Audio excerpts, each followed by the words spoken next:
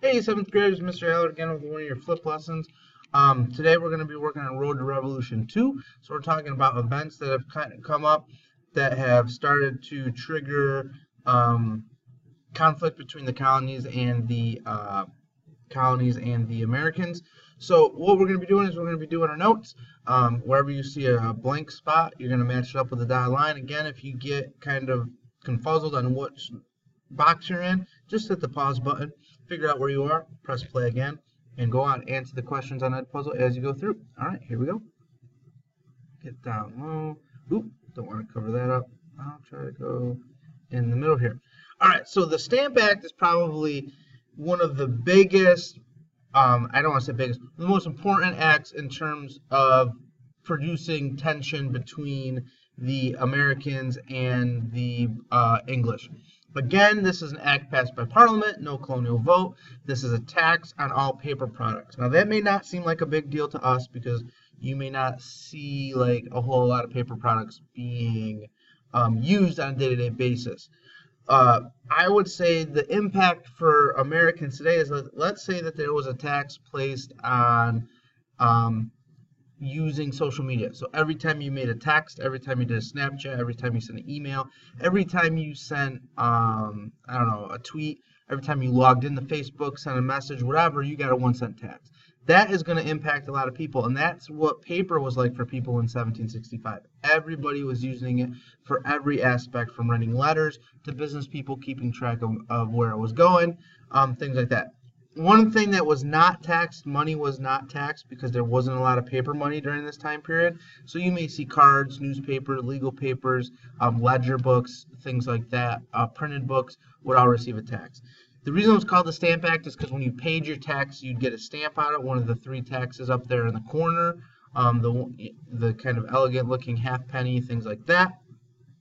This led to huge colonial protests. One of the protests you can see down below was a lot of people produced that kind of fatal stamp with the skull and crossbones to put on things.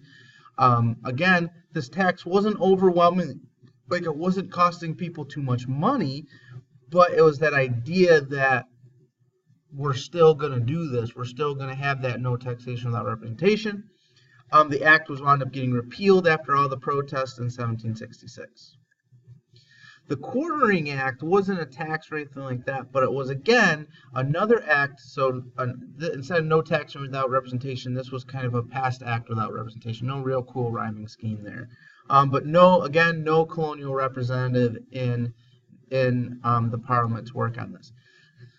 What it was trying to, again, another issue with why England was in so much debt was they had to pay and house all the troops, 10,000 troops stationed in the Americas, 3,000-mile long supply chain. This is going to take a lot of time. So what the Quartering Act did is it made the colonists have to pay, feed, and provide housing for British troops in the colonies. Now, contrary to popular belief, many soldiers were not housed in people's homes. That did happen, but that was very rare. What most likely happened, like in the state or in the county of Massachusetts, you would have barracks built, small forts, things like that, to house the troops that the colony was supposed to take care of. This was seen as a big hardship for the colonies, but more importantly, this is going to increase the number of British troops, and this is going to cause a lot of tension in the colonies because you have these British troops who are here in wartime, kind of giving it the sense that this war is kind of inevitable. These people are here to make sure we're doing what we're supposed to be doing, this questioning with authority. And a lot of these protests were getting broken up, so you're getting the chance for violent activities as troops and colonists get into more and more contact with each other.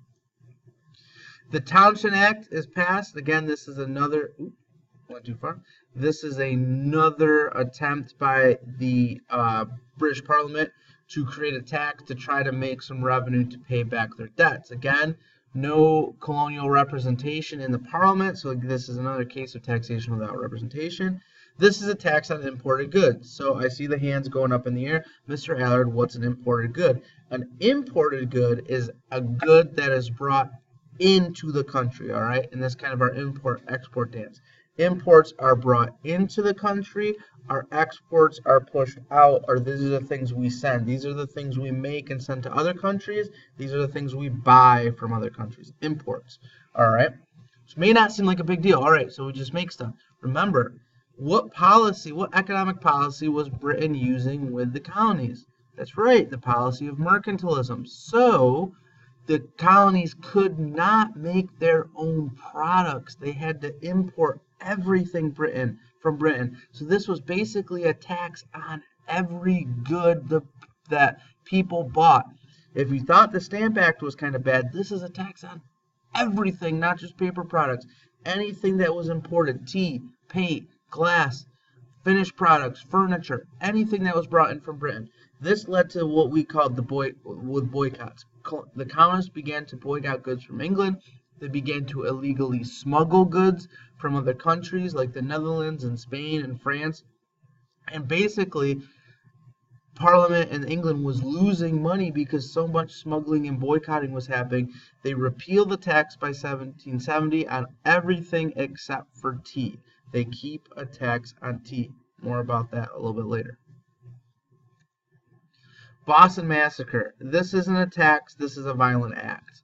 And it may not seem like that big of a deal, but you got to remember this is the first time that British soldiers and American colonists are actually fighting.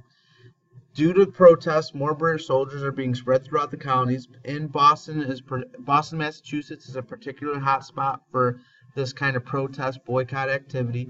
And a group of British soldiers come upon a group of colonists. We don't know who started it. We do know that there was words exchange. We do know that there was some colonists throwing objects at the soldiers, snowballs and clubs and things like that.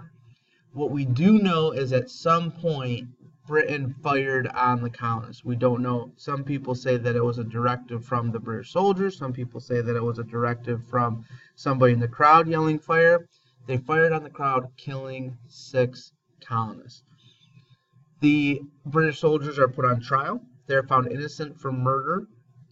But this is going to increase tensions in the colonies. As you can see from the artist's depiction of the bloody massacre there, this isn't something that is, going to be looked at lightly by the colonists. This is a big issue. Blood is actually flowing in the streets.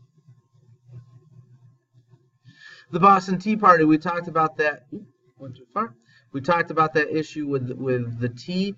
The Tea Act actually made British tea cheaper. British tea, even with the tax, was cheaper than tea from any other country. What the colonists were protesting is the fact, again, they didn't have any representation, and they were really being forced. It was illegal to buy anything but the British tea.